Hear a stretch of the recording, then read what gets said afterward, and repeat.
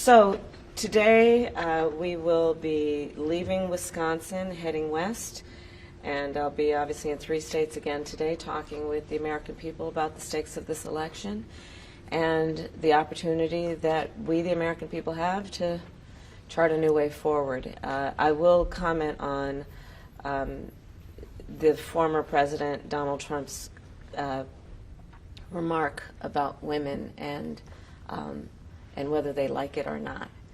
And listen, it actually is, I think, very offensive to women in terms of not understanding their agency, their authority, their right, and their ability to make decisions about their own lives, including their own bodies. And this is just the latest on a series of reveals by the former president of how he thinks about women and their agency. Whether he has said, as he has, that women should be punished for their choices, whether he has talked about his pride in taking away a fundamental right from women, whether it be how he has actually created a situation in America where now 1 in 3 women lives in a Trump abortion ban state and has legal restrictions on the right she rightly should have to make decisions about her own body. The other point I will refer to about in the last many hours is the Speaker's comments about the Affordable Care Act. Look, I've been saying throughout this campaign, be very clear that among the stakes in this election are whether we continue with the Affordable Care Act or not. It has been a part of Donald Trump's agenda for a very long time. He has made dozens of attempts to get rid of the Affordable Care Act. And now we have further validation of that agenda from his supporter, the Speaker of the House. And what that would mean for the American people is that insurance companies could go back to a time when they would deny you coverage for health insurance based on pre-existing conditions such as you being a survivor of breast cancer, asthma, diabetes.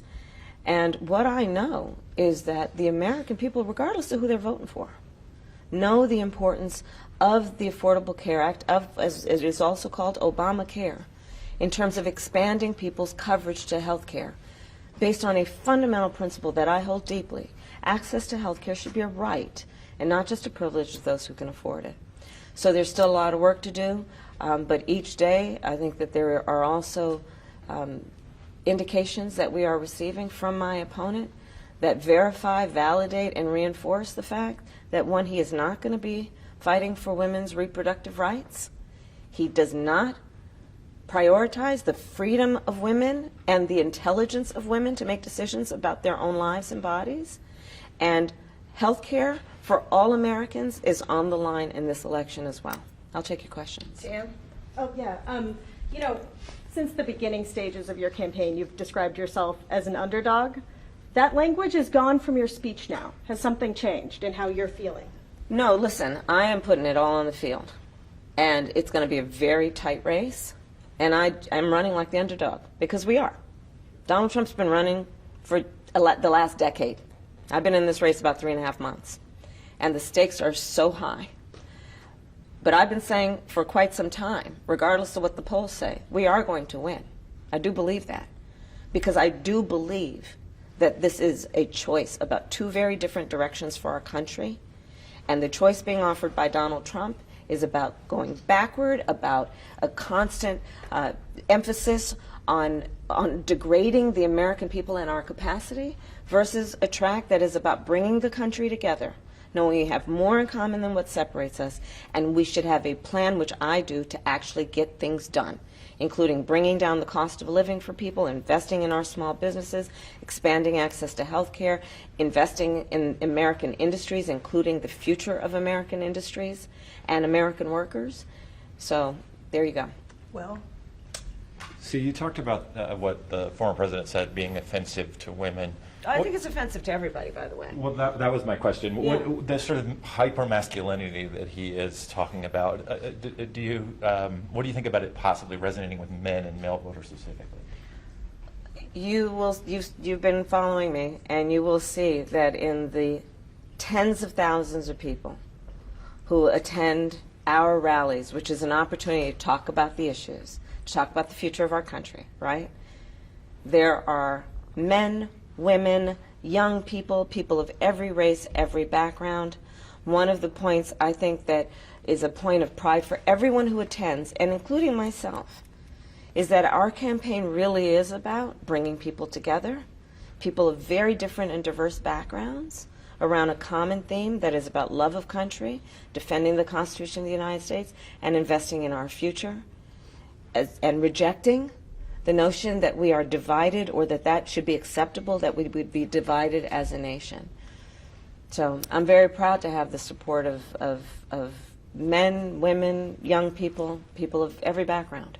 Ebony? So we know we have 5 days until the election. How are you going to continue to draw the contrast with former President Donald Trump, specifically with the undecided voters, as the pool is really shrinking now? I will continue, as we will do today, as we did yesterday, and so on, to talk with people where they live. So again, here in Wisconsin, heading to Arizona, heading to Nevada, to talk with people about issues like how we're going to deal with price gouging, corporate price gouging as a way to deal with grocery costs, how we're going to invest in small businesses and expand access to capital, how I will give first-time homeowners a $25,000 down payment assistance if they are a first-time home buyer to help them get their foot in the door. These are the issues that the American people want to talk about, because these are the issues that affect them. These are the issues they think about when they're sitting at their kitchen table or when they're trying to go to sleep at night. And what I know is that they want a president of the United States who, as I say, will walk into the Oval Office with a to-do list and not an enemies list. And so that's what I will continue to do over the course of these next few days, to let folks know that I see them, I hear them, and I'm prepared to address their challenges with a plan that is about getting things done. Thank you. Ms. Madam